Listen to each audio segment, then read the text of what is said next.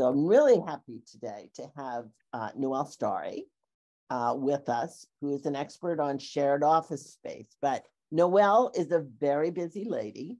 She's a marketing expert and started her own company, 20 Lemons. I don't know, a long time ago. Yeah. 2009. Wow. Okay. A very successful marketing company in Woodbridge, New Jersey. She works with a lot of small businesses, and she is a small business owner. So she understands small businesses and their needs. And then she didn't have anything else to do, so she decided to start a whole new business around co-working spaces. So she's the founder of that company as well. And that's what she's going to talk to us about. And she's also an author. Her book, Main Street Moxie, From Surviving to Thriving in the New American Marketplace, is a really good read. So I would recommend that to anybody who's a small business. And she kind of walks through all the steps of starting and growing and growing your small business. And it's a good read. I would recommend it. Her contact information is here. And so Noelle, thank you for doing this for us. And we look forward to your presentation. Perfect. Thank you. I'm super excited to be here. Give me just 1 second and I'll get myself organized over here.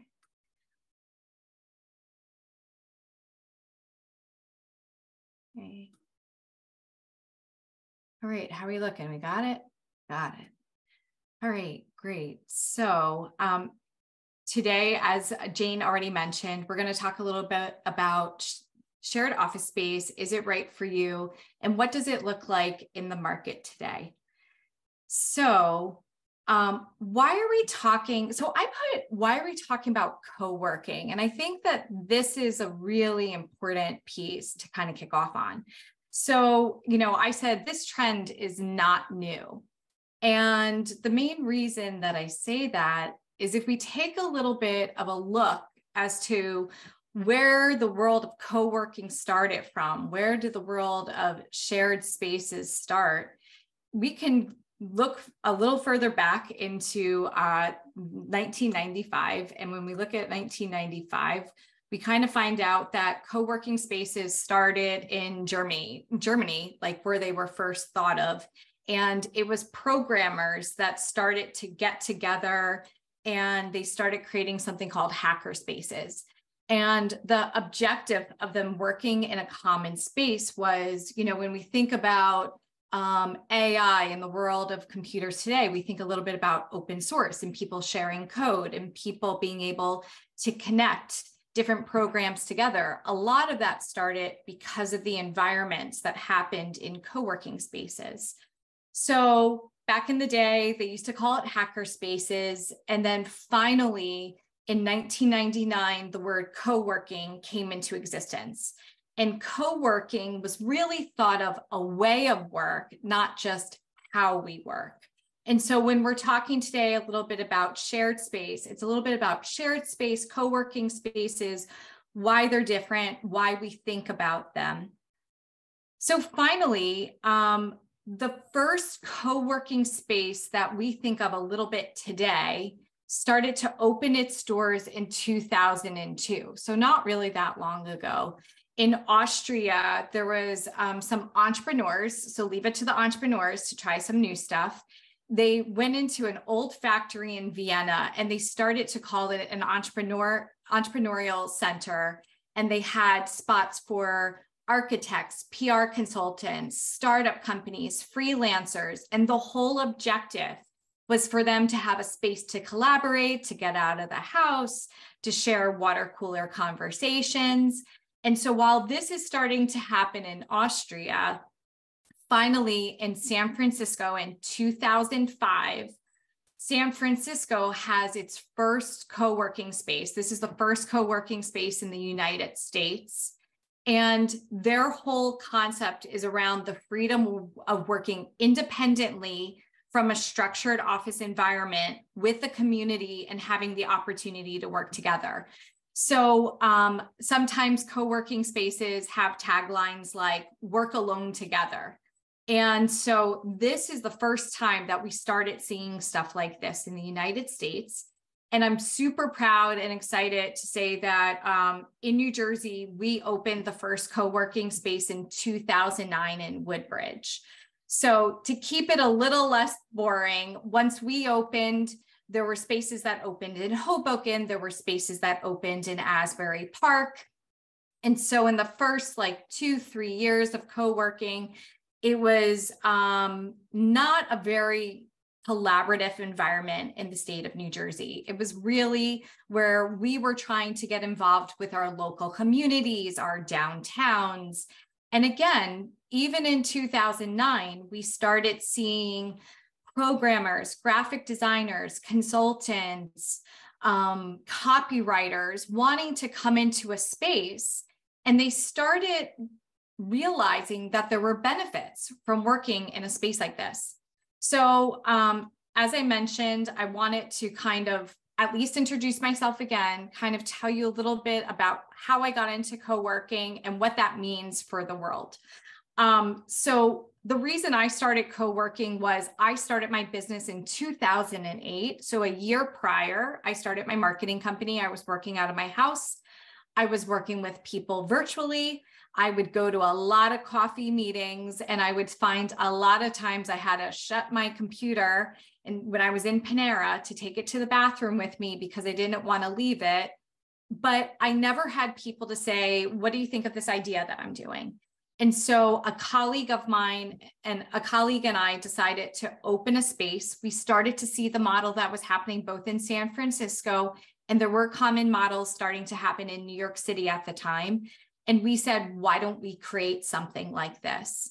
And so we created this environment. But if we take a look at what is the state of the co-working world today, and we see, we go all the way to this very first spot in 2010, 2011, 2012. I mean, I just told you we opened in 2009, like we weren't even on this document. It was a very small interest level in the state, but it was very apparent to me when we would look at what's going on in New York, what's going on in California, what's happening in Australia, and even in places like Spain. Most of these cities, most of these downtowns saw that there was a need and that there was an interest level that was starting to bubble up. And so the people who were running co-working spaces, they really came from a common mindset that said, we want to create environments where people can work better alone together. And so over the last, 10 years, you really see this big incline in the interest that begins to happen, which starts to peak out right at the pinnacle, like right when COVID started.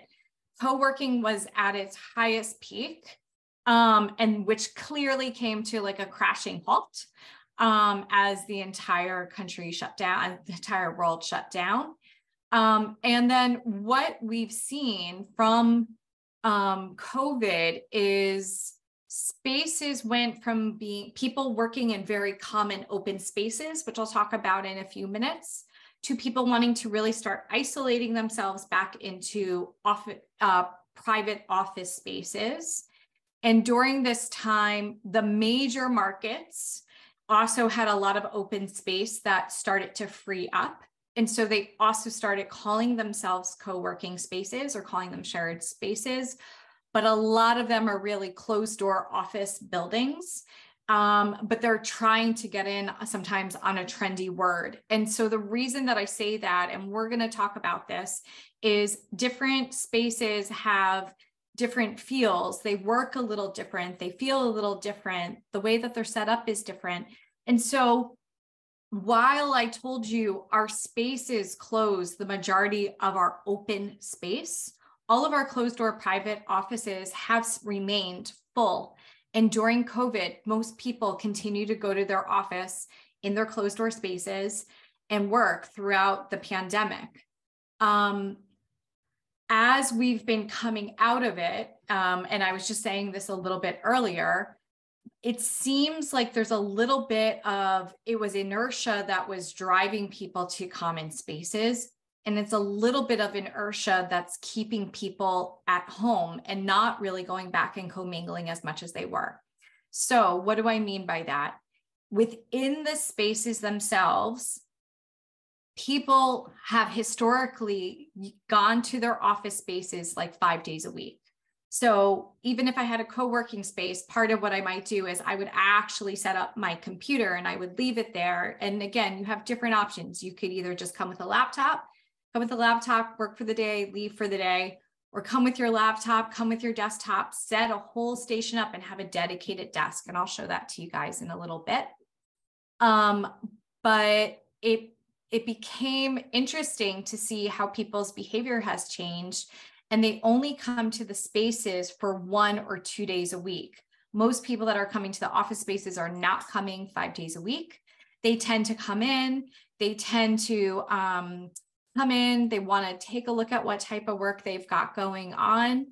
I would say in the last 6 months, stuff that we're starting to see is we're getting the request for doing more in-person events. So just like SCORE is running this webinar today, a lot of places, including ourselves, have switched to online educational events, online social events. And so now we're starting to kind of create more of this mix of social and in-person events. People are coming out to the in-person events, and this is the first time that we're starting to see more of the co-working members start mingling with each other. And so even when we think about the members, which I'll talk about in a little bit also, there's different levels of members. And so they might not be seeing each other all the time just because of the type of membership style that they have. So again, you can see a little bit of this like incline with a big, coming up on a big rise before COVID and then dropping.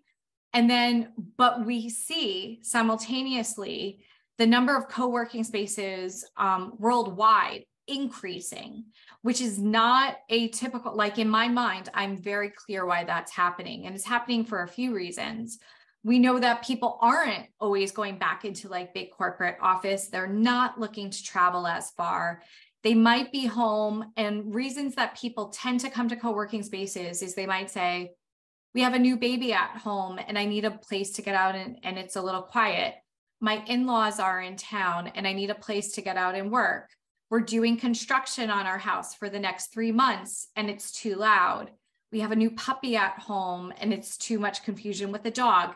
So because people are home, there is a little bit of an interest in coming out. But the other thing is you have a lot of office spaces that used to rent out to larger teams, larger companies.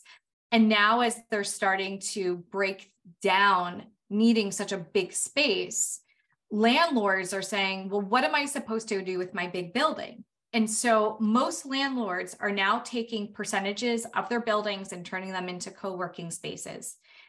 In my opinion, I think that's phenomenal because if I was going to ask you, where do you go food shopping or where do you get your hair done or where do you go to the gym?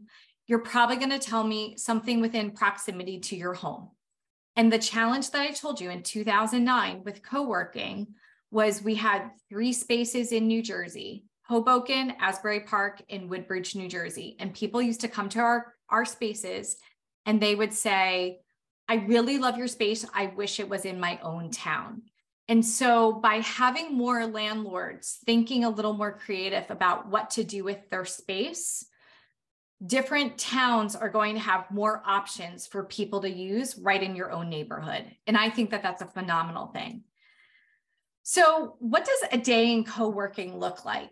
So one of the things that I talk about with co-working spaces or shared office spaces is it's a little uneasy for anyone who hasn't been there before. If you live in New Jersey and I said, hey, we're going to go to the pizza shop, everyone knows that you can go to a pizza shop, go to the counter, order a slice. They'll give you a slice. You can sit down, you can eat, you can drink, you can pay after.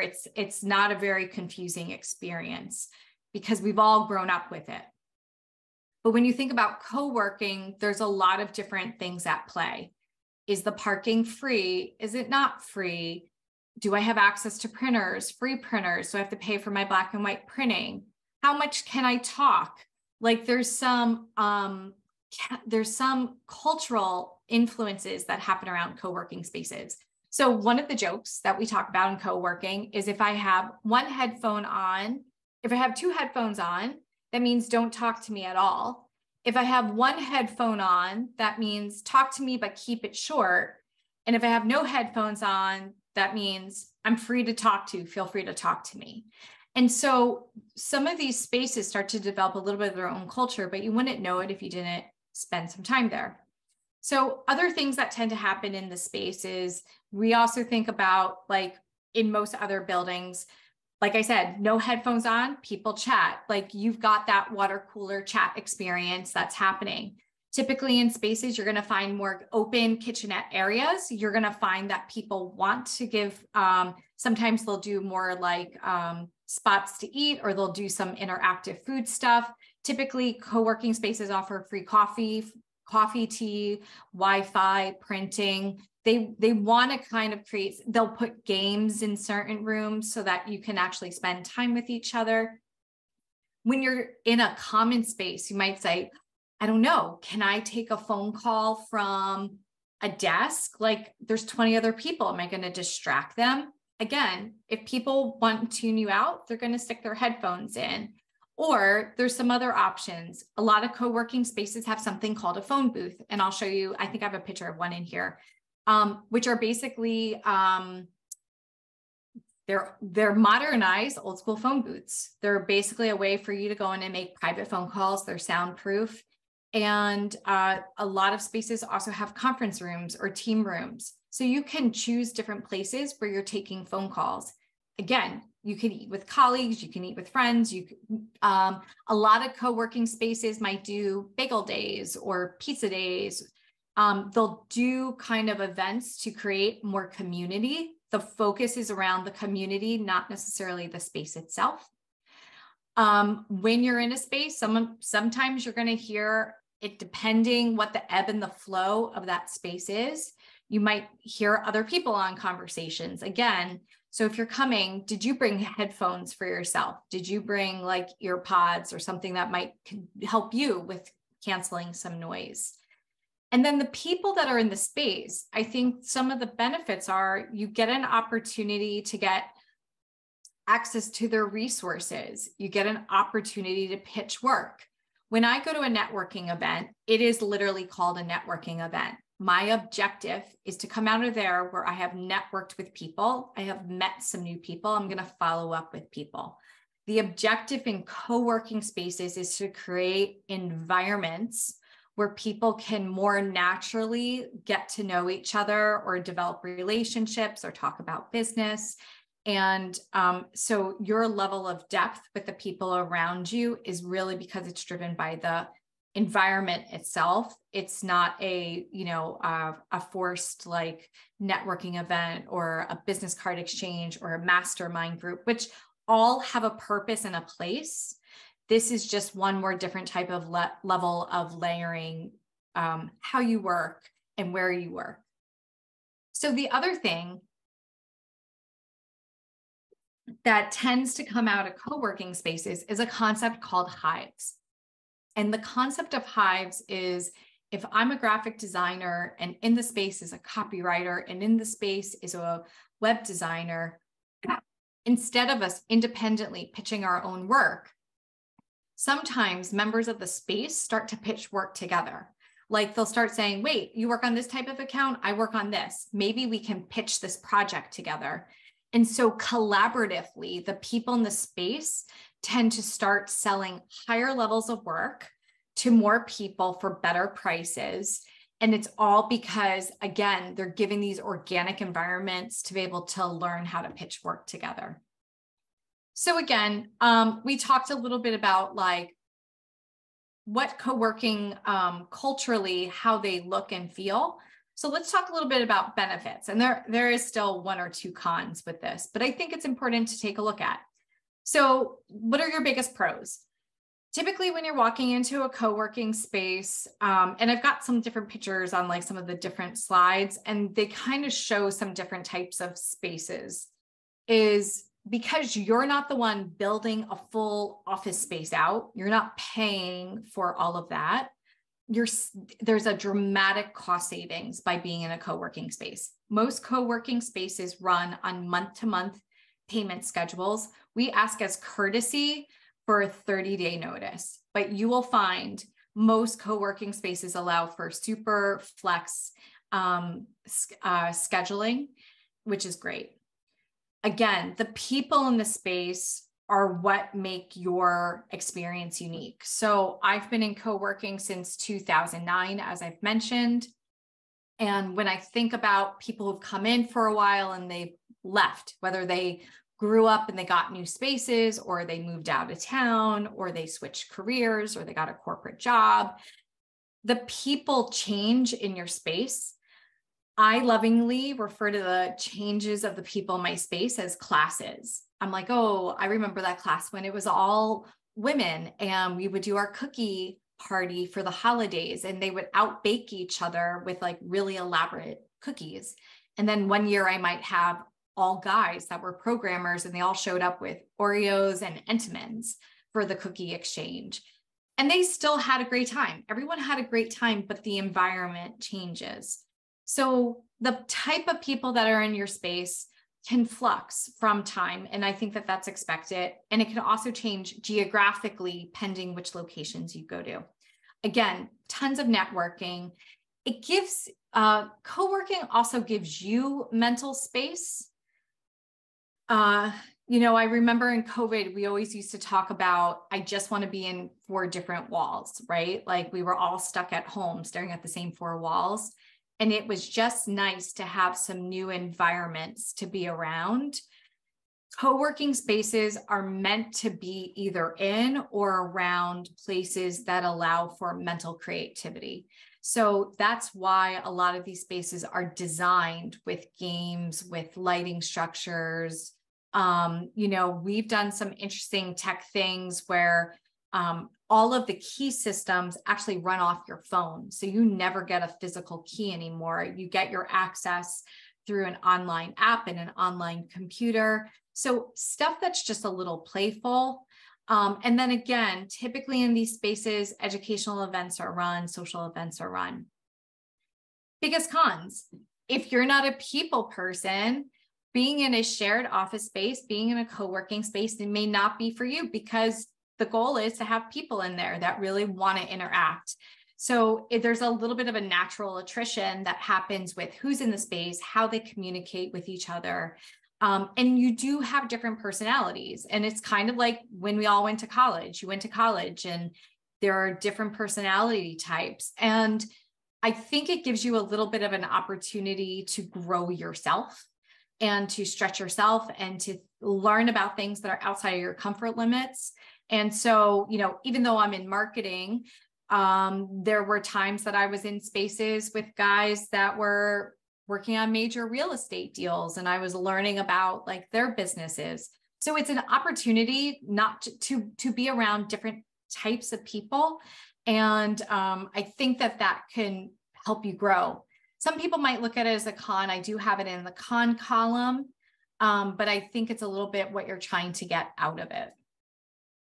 So what do different spaces look or feel like? Like why is there this deviation? So in the beginning, I used to talk about co-working spaces like pizza shops. And I said, all co-working spaces feel like pizza shops, because in the world of 2010, 2015, 2020, they did.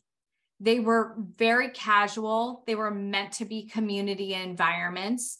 They were meant to be spaces where you can come and wear a pair of jeans and feel pretty good. And what has happened is we saw all of these increases in co-working spaces over the last period of time. And now what you're finding is you're finding deviations of co-working spaces. So similar to like when I go to eat, I don't say to my boyfriend today, hey, we're just going out for pizza. I can ask him, do you want to go to a steak restaurant? Do you want to go to the local diner? Do you want to go to the pizza place? Do you want to go to Wendy's and do takeout. I have different degrees of variation for how formal of dining I want to do. And co-working spaces, shared office spaces are starting to move into this world. So what type of things are we starting to see? If you've been around New Jersey and you've been to Bellworks is a totally renovated corporate building that now has a whole wing of it that's broken out as a co-working space. The parking is as large as like MetLife's parking lot. Like it's huge. It's double the size of a mall. But when you go there, they're calling it a Metro Burb, and they're saying you can come and you can get your hair done and you can go see your dentist and you can work and you can get lunch and you can do happy hour, and it's all in one set space. When I think about our co-working spaces, our goal was to be in local downtown areas. Hey, there's free parking. We want to make sure that it's for people in a 5 to 10 mile radius of their house. We want to make sure that people feel comfortable coming in with jeans. We purposely make the style and the look and the feel less corporate.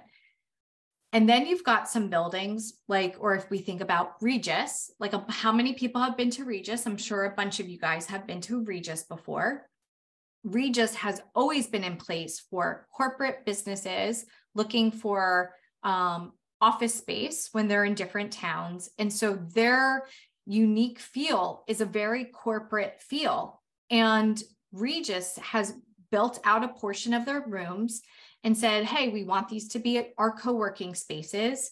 So even though they call it a co-working space, it just feels like a more casual version of what they have. And so, but they would still be more of a formal type corporate space. So different spaces have different feels. Sometimes different spaces want you to be a part of the community. Hey, can you help, like, if the water is out in the coffee, can you help fill it? If you notice some trash, can you help throw it out? Like they want some of that community involvement. And again, some other corporate feels, you're just walking in and walking out and no one's touching anything. Other things that you can find around spaces is you might have some light music. So just again, in my mind, music helps break some of the silence that's in a space. And so when people are jumping on calls or jumping into meetings, it's less distracting to the rest of the people in the space. It creates like white noise. Different spaces also have community managers. So the purpose of a community manager is something similar to a receptionist. Like, so if I was going to a Regis has receptionists, and they're the people who kind of do the meet and the greet and the touring, help fix some of your IT problems, talk to you about, oh, you want to go from an open space to a private office, let me show you what's available, or nothing's available, but I'll put you on my list for when something's coming up in 2 months. Community managers are important because don't forget, they don't just know the people in the space. They know a lot of other people who have been throughout the space in the last chunk of time. And so they might be able to give you introductions. They might be able to give you resources.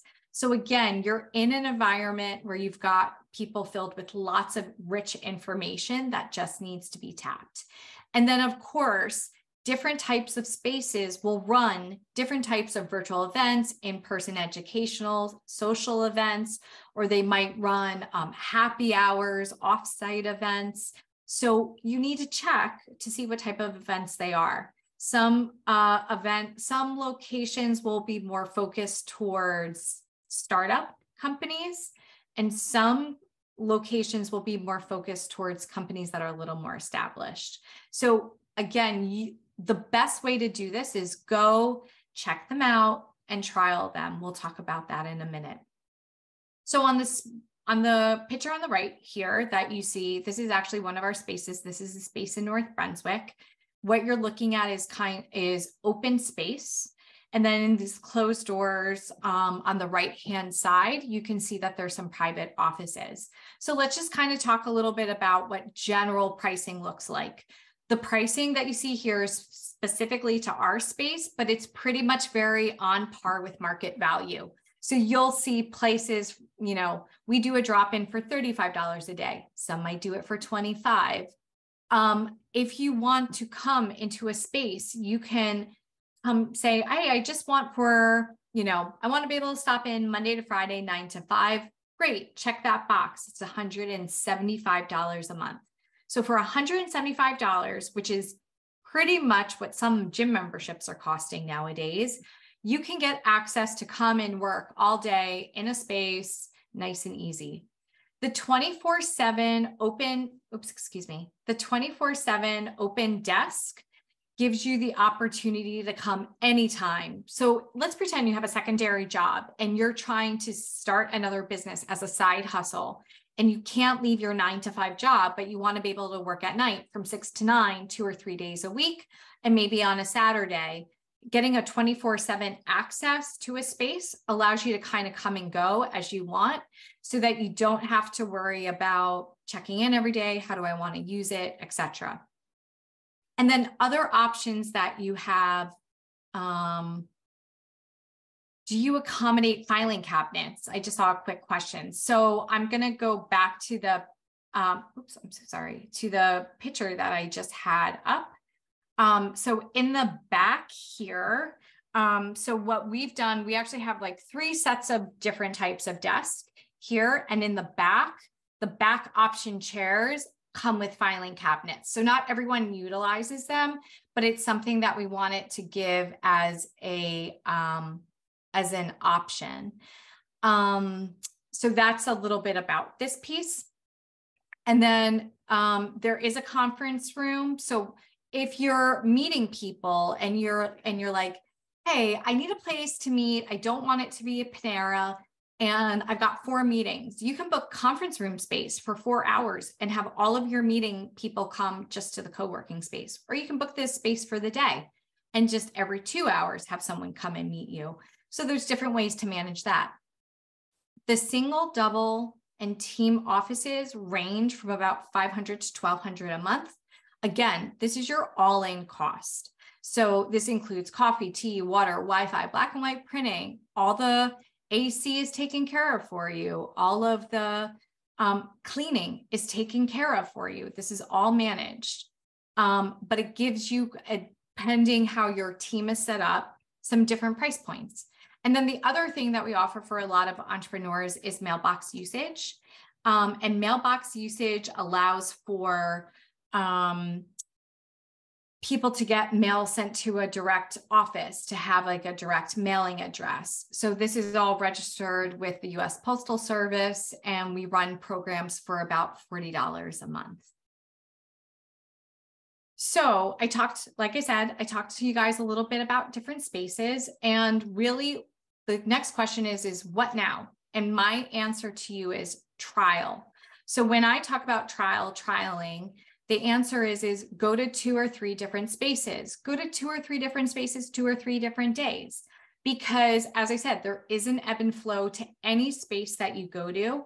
And this allows for you to have an opportunity to, this is an opportunity for you to see how they run.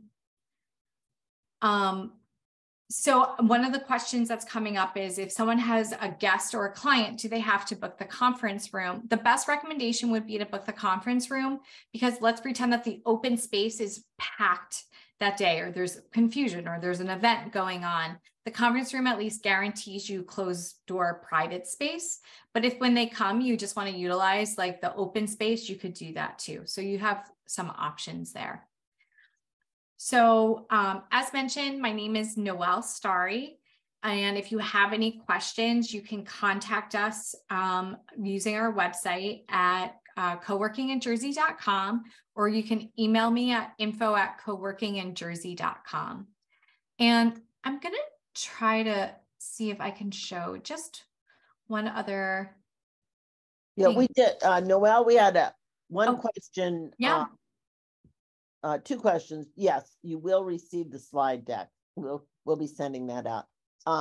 But someone said your rates are very competitive compared to the other co-work. Do you have a slide with the list of all your spaces in New Jersey? Yeah, so we have information on the website. I was going to show just one other quick thing, and I just want to show it to you because I think it's great for anytime you're looking at a space. I'm just going to show you guys real fast. This is a Matterport. So if you haven't ever seen a Matterport before, a Matterport actually shows you what a space looks like.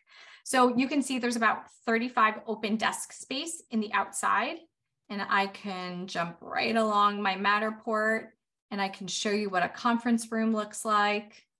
And I could jump right across my Matterport and I could show you what a 2-person office looks like.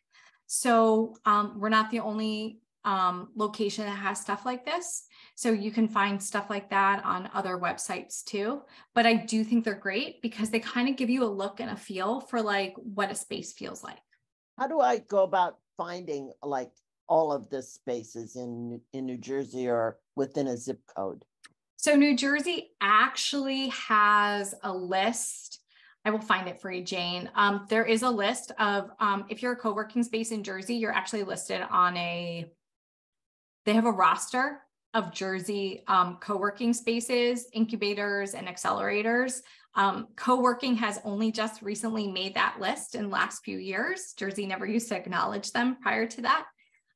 But they're really great. And at this point, I would say pretty much if you don't have a co-working space in your town, there's a co-working space within a town or two from you.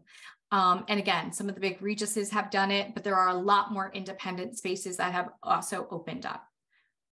Where do I go? Where do I find that?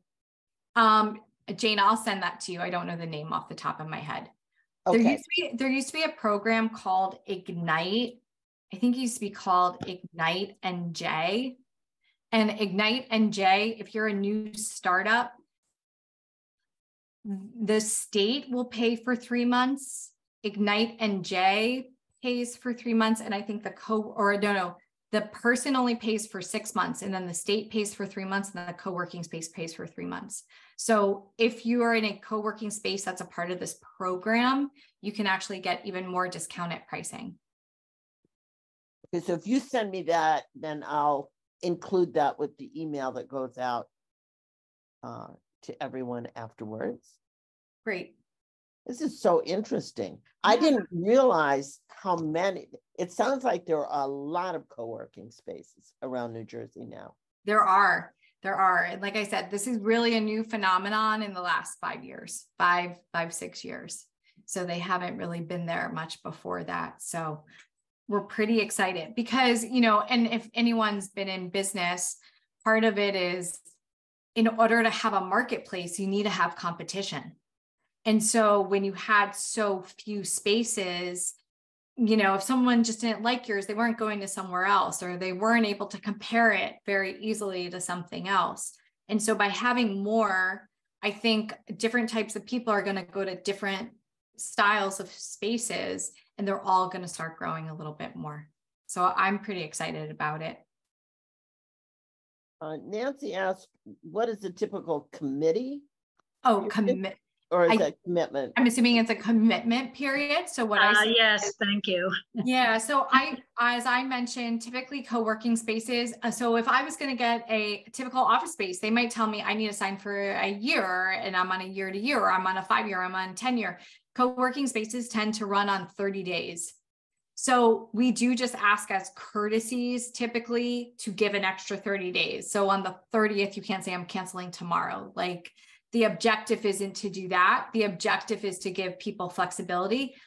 And because a lot of the spaces in a co-working space tend to be hot commodities, almost as soon as someone's out, someone's already like looking to get into that select space, office, etc. So there's like no down payment, no any other fees other than the straight monthly. Yes, some locations might, depending on if you were taking more people or more space, they might ask for a nominal deposit, but typically that's not even happening. Wow.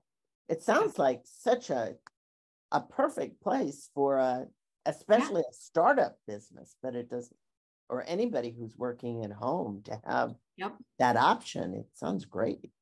Yeah. We love it. The amenities of having other people to network with and other people who might be in similar businesses. They don't have to be the same, but you're all facing the same types of issues. Exactly. Exactly. Do different spaces have different industries in them? Not typically. So really, I would say the biggest challenge is sometimes people that come to spaces that are not actually very good fits. Sometimes we'll get someone who's a psychologist and they'll say, hey, I'm looking for a room with a couch and someone to come in. But because of HIPAA laws and stuff, there's not really like private space for them to have waiting rooms. So those tend to not be great spaces. Sometimes we get salespeople. Salespeople are on the phone all day. That works as long as there's private offices available for them. If it's only open space offices, it's not as good of a deal. Those tend to be, I think, some of like the bigger ones that I've seen come through. Even I think an attorney or a lawyer is fine as long as they're in a closed door office so that they're able to lock up their files. So we do tend to get stuff like that. They just have to make sure that they're checking the box on certain things. Right. Yep. Are there any other questions? Now's the time to pick Noelle's brain about anything that you've been thinking about. And I saw the question was, what's the website again? It's coworkinginjersey.com. I'll put it back on the chat.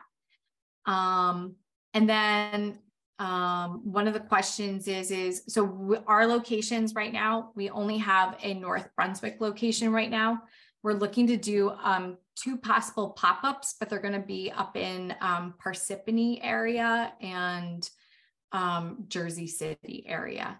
So, and the way that we're doing it is like, we might have some people that are saying, hey, we're looking to kind of grow a certain area. Can you help us?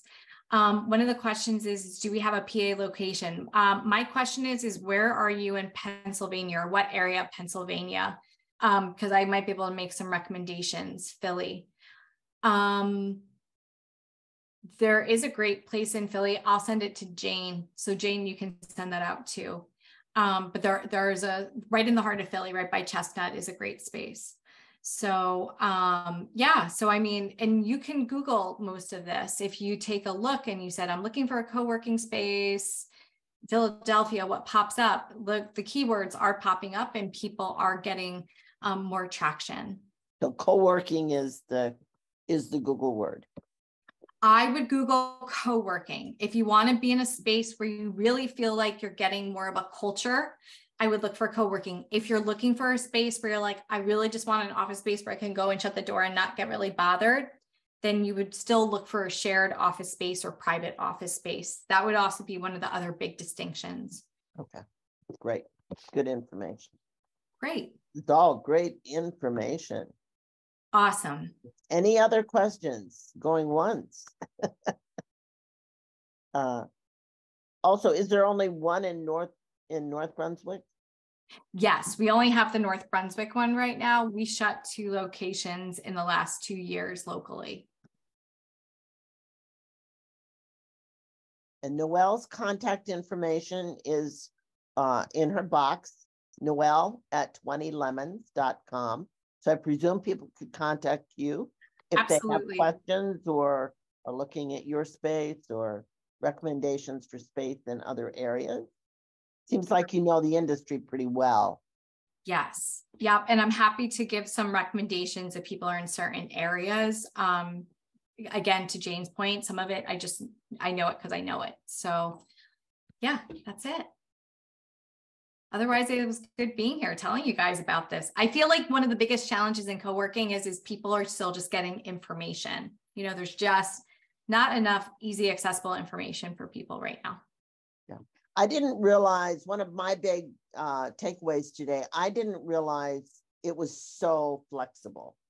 Mm-hmm. I was thinking more that you would, sign up for 6 months or 9 months or a year. And, the financial commitment would be a little heavier than it is.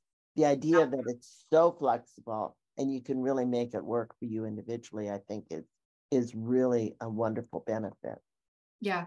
And I will say, I mean, there are people who kind of pop in or pop out, but there are a lot of people that when they're in a space, they tend to stay for several years. And then just because life changes, then they tend to move out because they're like, I got a new job, or you had a kid, or we moved, or, it tends to be life circumstance why then people leave after they've been there for a little bit. Well, and I think once probably when you start too, then you might start for one reason, but then find out other benefits to it and start using that space for other things as you kind of grow and get used to the space. Yeah, absolutely. Big time. You know any spaces that allow pets? There are some spaces that allow pets. I don't know any off the top of my head. Our old space in Woodbridge, we used to let people take their dogs. Yeah. Yeah. So some spaces will, you just have to double check with them. Interesting. Yeah. Okay. Thank you very much. This was very, very interesting. We will send the slides out along with that website, New Jersey Co-working Spaces information. Perfect. And we'll get that out hopefully today. If you'll send me your slides, Noelle, we can get that out today. And then the webinar will be available on our website at centraljersey.score.org. And that it'll be up, give us a couple days to get it up and on. But if you want to go back and refer to the webinar itself, you can do it that way or refer other people there as well. Thank you for coming today and joining us. It was fun. Thanks so much, Noelle. Thank you. Thank you. It was very good. Perfect. We will talk to you guys soon. Have a good one. Bye-bye. Bye-bye.